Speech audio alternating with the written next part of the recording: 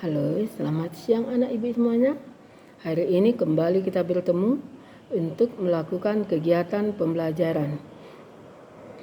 Hari ini kita akan melakukan kegiatan pembelajaran tematik. Namun sebelum kita melakukan kegiatan pembelajaran, sebaiknya kita berdoa. Doa mulai atas nama Bapa, Putra, dan Roh Kudus. Amin. Doa selesai. Atas nama Bapa dan Putra dan Roh Kudus. Amin. Baik anak ibu, hari ini kita kembali untuk memulai pembelajaran kita dari buku tematik 4B, subtema 1, pembelajaran ketiga, halaman 15. Nah, coba perhatikan, kita sudah mempelajari tentang sumber energi. Nah, sumber energi ada yang dapat diperbaharui dan tidak dapat diperbaharui. Nah, sekarang kita masuk ke sumber energi angin, yaitu sumber energi yang dapat diperbaharui. Nah, namun sebelumnya coba kita lihat dulu pada bacaan ini bahwa di negara Belanda dikatakan sebagai negara kincir angin. Kenapa dikatakan sebagai negara kincir angin? Karena negara Belanda adalah penemu atau pembuat pertama kincir angin. Dan di negara Belanda sangat banyak dijumpai kincir angin, bahkan sampai 10.000. Kenapa sampai begitu banyak? Karena di negara Belanda daerah daratannya hampir bersamaan tingginya dengan lautannya. Sehingga inilah yang membuat negara Belanda sering dilanda banjir.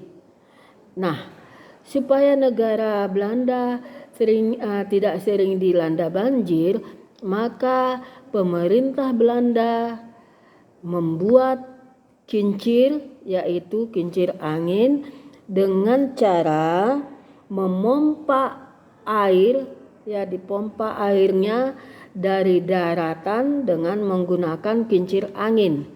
Nah, setelah dipompa airnya, lalu air itu dipindahkan ke tempat penampungan air, yaitu ke bendungan. Nah, di bendungan inilah air yang ada di daratan yang dipompa tadi dilimpahkan, ya. Nah, sehingga air yang ada di daratan itu tidak tergenang lagi dan tidak banjir. Nah, inilah yang membuat negara Belanda sering dilanda banjir karena daratan dan lautan sama tingginya, ya. Nah, jadi kincir angin ini yang dibuat ini ada 4 baling-baling. Jadi baling-baling itu berputar apabila anginnya datang, ya. Nah, jadi karena negara Belanda ini mempunyai angin yang kuat, inilah yang mendukung mereka membuat kincir angin. Ingat, negara Belanda termasuk memiliki angin yang kuat, dan ini yang mendukung Belanda untuk membuat kincir angin untuk memompa air yang ada di daratan lalu dipindahkan ke bendungan tempat penampungan air. Nah, makanya tadi Ibu katakan negara Belanda dikenal dengan sebutan negara kincir angin. Nah, coba perhatikan pada teks visual tadi ada 2 paragraf. Nah, pada kedua paragraf ini kamu buat ringkasannya, ya.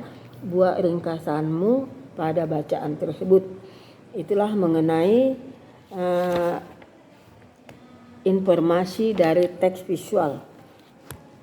Kemudian kita masuk ke pelajaran IPA, yaitu energi angin. Nah, kita mengetahui bahwa energi angin adalah energi yang dapat diperbaharui. Ya. Kenapa? Karena energi angin ini dapat dihasilkan kembali apabila sudah habis. Nah, kemudian energi angin ini dapat dijadikan atau dapat digunakan sebagai pembangkit listrik. Ya, energi angin dapat dibuat sebagai pembangkit listrik.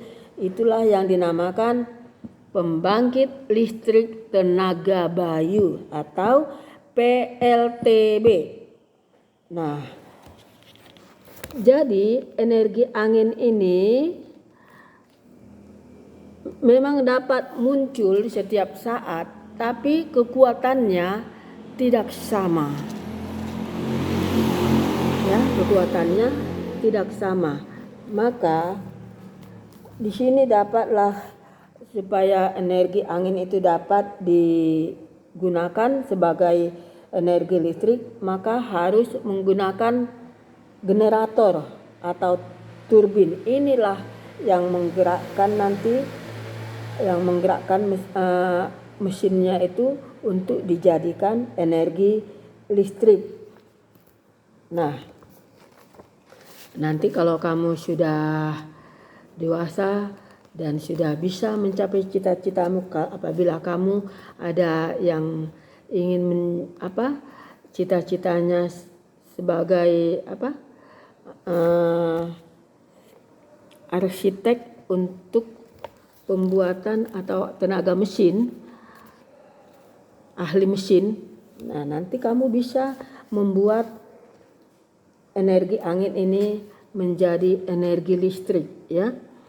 Nah, coba di sini kita lihat lagi, kita bisa membuat mobil dengan roket angin. Bahannya sederhana. Lihat, ada botol kemasan seperti botol aqua, ada sedotan, ada tusuk sate, lakban, tutup botol plastik, tutup botol aqua itu, kemudian balon dan paku payung, pisau cutter dan gunting. Nah, lihat cara pelaksanaannya, lihat langkah kegiatannya. Ikuti langkah kegiatan, buat cara kerjanya, ya. Ikuti langkah kegiatannya. Nah, setelah kamu laksanakan, kamu tulis apa hasil dari percobaannya, ya. Ikuti langkah kegiatan dari percobaan membuat mobil roket angin. Nah, kemudian untuk tugas dari Bahasa Indonesia dan IPA, lihat halaman 20. Untuk Bahasa Indonesia kamu kerjakan nomor 1 dan 2. Dan untuk IPA kamu kerjakan nomor 3. Nah, begitulah pembelajaran kita untuk hari ini. Kamu kerjakan tugas-tugasmu di rumah, ya nak. Nah, baiklah, kita akhiri pembelajaran kita. Sebelum kita akhiri, kita berdoa sebagai doa penutup. Doa mulai. Atas nama Bapa, Putra, dan Roh Kudus. Amin. Doa selesai. Atas nama Bapa dan Putra dan Roh Kudus. Amin.